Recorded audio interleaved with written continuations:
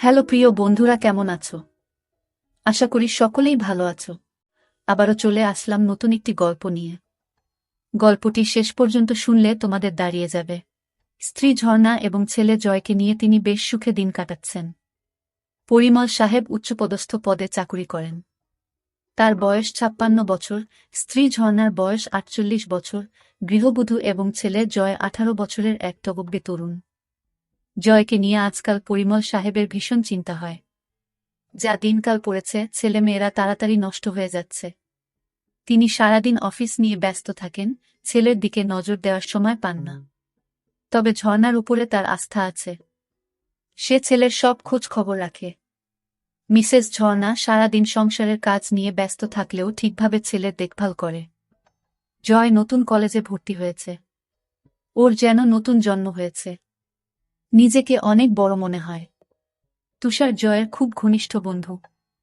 সে জয়ের সাথে অনেক আড্ডা দেয়, বান্ধবীদের নিয়ে অনেক ধরনের চিন্তা করে। তবে সবচেয়ে ভালো লাগে ভূগোলের ম্যাডামকে। জয় জানে ম্যাডামকে নিয়ে এসব চিন্তা করা অন্যায়, কিন্তু ওর মন মানে না। ম্যাডামের বয়স আনুমানিক ৪৫ বছর হবে। বেশ লম্বা। ভূগোল ম্যাডামের ক্লাস শুরু হবার আগে জয় প্রতিদিন কলেজের করিডোরে দাঁড়িয়ে থাকে, কারণ ওখানে দাঁড়িয়ে থাকলে ম্যাডামকে ভালোভাবে দেখা যায়। ম্যাডাম যখন হাঁটেন তখন তাকে দেখতে অনেক সুন্দর লাগে। আজকে জয়ের মন ভালো নেই। রাতে ওর স্বপ্ন হয়েছে। এটা জয়ের কাছে নতুন নয়, এর আগেও হয়েছে। কিন্তু আজ স্বপ্ন ভূগোলের ম্যাডামকে নিয়ে হয়েছে। স্বপ্নটা দেখার পর থেকে জয় কেমন যেন একটা অপরাধবোধে ভুগছে। সকালে ঘুম থেকে উঠে জয় বাথরুমে ঢুকল। পরনের লুঙ্গিটা বালতিতে ভিজিয়ে রাখল, একটু পর কাজের মাসি ধুয়ে দিবে। জয় ঠিক করল আজ আর কলেজ যাবে না।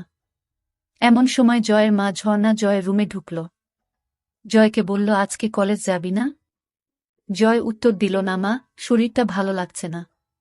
জয়ের মা বলল, কেন বাবা, কি হয়েছে? জয় বলল, না মা, তেমন কিছু নয়। জয়ের মা আর কথা বাড়াল না। সে বলল, ঠিক আছে, আজ আর কোথাও যেতে হবে না। টেবিলে খাবার দিচ্ছি, তুই খেতে আয়। ঝর্ণা ডাইনিং রুমের দিকে রওনা হল। জয় পিছন থেকে তার মায়ের হেঁটে যাওয়া দেখছে। হঠাৎ ওর মাথা ঘুরে উঠল। শরীরটা ঝিমঝিম করতে লাগল। অবাক চোখে জয় দেখল ওর মাকে। মাথার মধ্যে আবোলতাবোল চিন্তা জেঁকে বসল জয়ের। পরক্ষণেই মনে হল, ও এসব কি ভাবছে? ছিছি, নিজের মাকে নিয়ে কেউ কখনো এ ধরনের চিন্তা করে? জয় মুখ ধুয়ে রুম থেকে বের হল। তুষারকে ফোন করল। হ্যালো আন্টি, তুষার আছে? ওপাশ থেকে বলল, কে? জয় নাকি? জয় বলল, হ্যাঁ আন্টি, আমি জয়। একটু ধরো বাবা, ডেকে দিচ্ছি। একটু পর তুষার ফোন ধরল।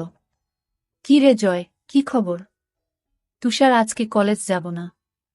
শরীর ভালো নেই। কলেজ ফাঁকি দিচ্ছিস কেন? চল না। জয় একবার ঠিক করল কলেজ যাবে। পর মুহূর্তেই ঝর্ণা তার চোখের সামনে ভেসে উঠল। না রে, তুই যা। আমি আজকে আর যাব না। ফোন রেখে জয় খাবার খেতে বসল। যতই চেষ্টা করছে মার ব্যাপারটা মন থেকে মুছে ফেলতে, ততই যেন আরও বেশি করে চোখের সামনে ভেসে উঠছে। জয় ঝর্ণাকে কিছু বুঝতে দিল না। ঝর্ণাও টের পেল না যে সকাল থেকে তার ছেলে ড্যাব ড্যাব করে তাকে দেখছে। ধীরে ধীরে ঝর্ণার চিন্তা জয়কে গ্রাস করল। দুপুরের দিকে জয় টের পেল, আজ সারাদিন শুধু মাকে নিয়েই চিন্তা করেছে।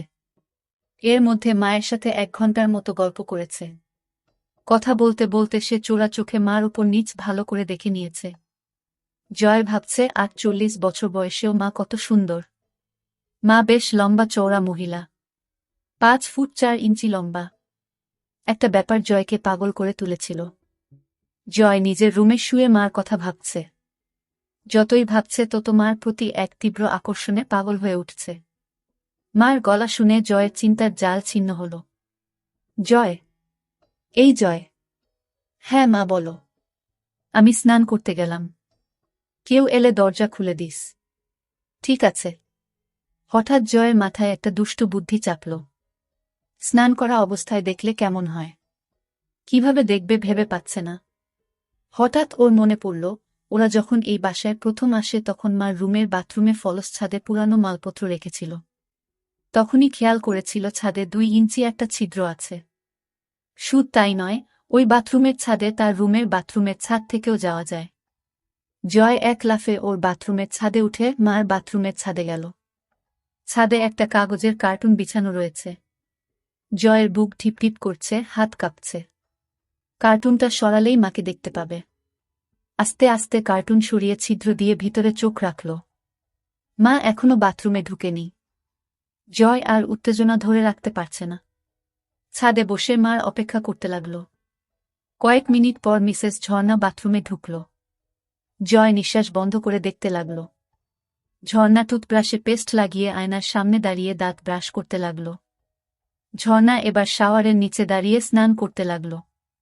জয় বুঝতে পারল মা আর বেশিক্ষণ বাথরুমে থাকবে না। জয় হাতের কাজ শুরু করে দিল। 2 মিনিটের মাথায় জয়ের কাজ শেষ হয়ে গেল। ঝর্ণা বাথরুম থেকে বের হল, জয়ও নিচে নামল।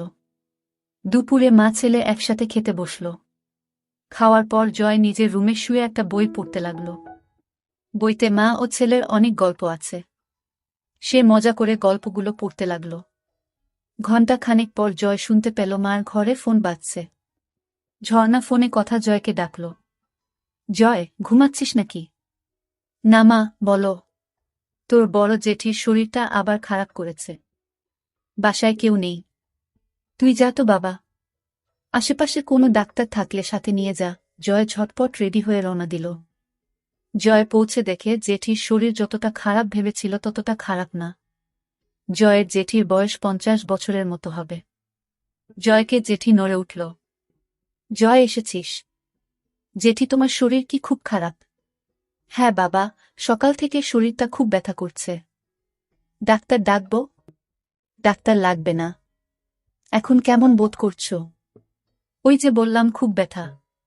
কোথায় ব্যথা করছে? পিঠে আর কোমরে। ম্যাসাজ দিলে ভালো লাগবে? বুঝতে পারছি না। জয় ম্যাসাজ শুরু করল। কিছুক্ষণ পর জয় বুঝতে পারল জেঠির ব্যথা কমছে। ভালো লাগছে জেঠি? হ্যাঁ বাবা, খুব ভালো লাগছে। ঘুম ঘুম ভাব হচ্ছে। ঠিক আছে, তুমি ঘুমাও। কয়েক মিনিটের মধ্যে মিনু ঘুমিয়ে গেল। তার নিঃশ্বাস ভারী হয়ে উঠল। এদিকে জয় বাসা থেকে বের হওয়ার পর মা জয়ের রুমে ঢুকল। ছেলেটা সবকিছু অগোছালো করে রাখে। রুম গোছাতে গোছাতে ঝর্ণা হঠাৎ বালিশের নিচে একটা বই আবিষ্কার করল। বই খুলে দেখে ঝর্ণার চোখ কপালে উঠে গেল, মাথা বনবন করে ঘুরতে লাগল।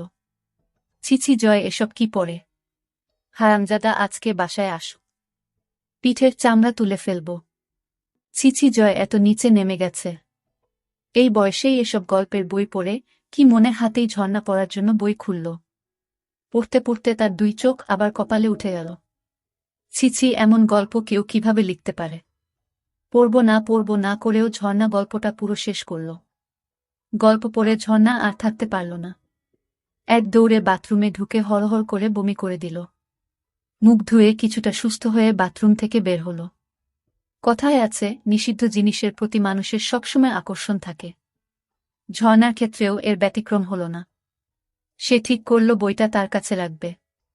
সব গল্প পড়বে। ঝর্ণা নিজের ঘরে ঢুকে বিছানায় আয়েশি ভূমিতে বসে বইটা খুলল। বই পড়তে পড়তে ঝর্ণা টের পেল তার উরু বেয়ে একটা পানির ধারা পেয়ের দিকে নেমে যাচ্ছে। ঝর্ণা বুঝতে পারল ব্যাপারটা কি হচ্ছে। ঝর্ণা বুঝতে পারছে না জয়কে এই ব্যাপারে কোনো শাস্তি দিবে কিনা। বিকালে জয় বাসায় ফিরল। রুমে ঢুকে দেখে বইটা নেই। বাসায় মা ছাড়া আর কেউ নেই। তাহলে মা কি বইটা নিয়েছে? জয় প্রচণ্ড ভয় পেল। মা যদি বইটা নিয়ে থাকে তাহলে কি হবে? মা যদি গল্পগুলো পড়ে তাহলে খুব লজ্জার ব্যাপার হবে। সন্ধ্যার দিকে জয়ের সাথে ঝর্ণার দেখা হল। কি রে, তোর জেঠির অবস্থা কেমন? এখন অনেকটা ভালো। মা ছেলের মধ্যে আরও কিছুক্ষণ কথাবার্তা হল। ঝর্ণা রান্নাঘরে গেল। জয় তার রুমে এসে শুয়ে পড়ল।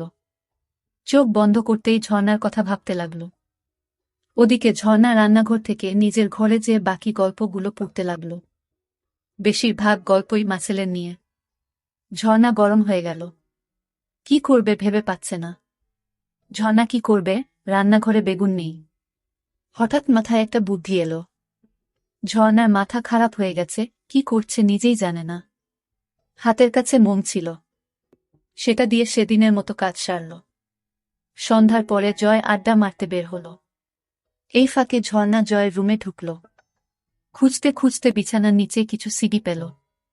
একটা সিডি নিয়ে প্লেয়ারে চালিয়ে সোফায় বসল।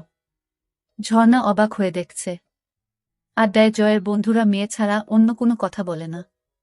জয়ের আর আড্ডা ভালো লাগছে না।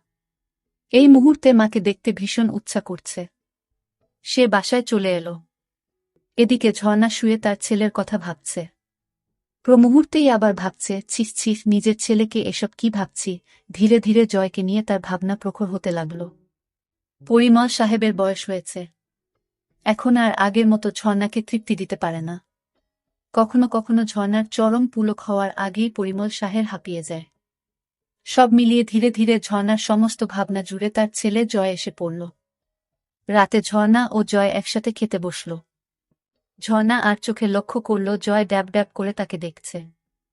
মাঝরাতে জয়ের ঘুম ভেঙে গেল। এদিকে সারা রাত ধরে ঝর্ণা ঘুমাতে পারেনি। যখনই চোখ বন্ধ করে তখনই জয়ের চেহারা ভেসে ওঠে। ঝর্ণা বুঝতে পারছে না কি করবে। একদিকে ছেলের প্রতি নিষিদ্ধ টান, আরেকদিকে মা ছেলের সম্পর্ক। স্বামী তাকে যথেষ্ট ভালোবাসলেও তাকে সুখ দিতে পারে না। অবশেষে ঝর্ণা সিদ্ধান্ত নিল কাল দিনে জয়কে বাজিয়ে দেখবে। সে জয়ের মা। জয়ের মনে কিছু থাকলে ভয়ে সে সেটা প্রকাশ করবে না। প্রথম সুযোগ তাকেই দিতে হবে।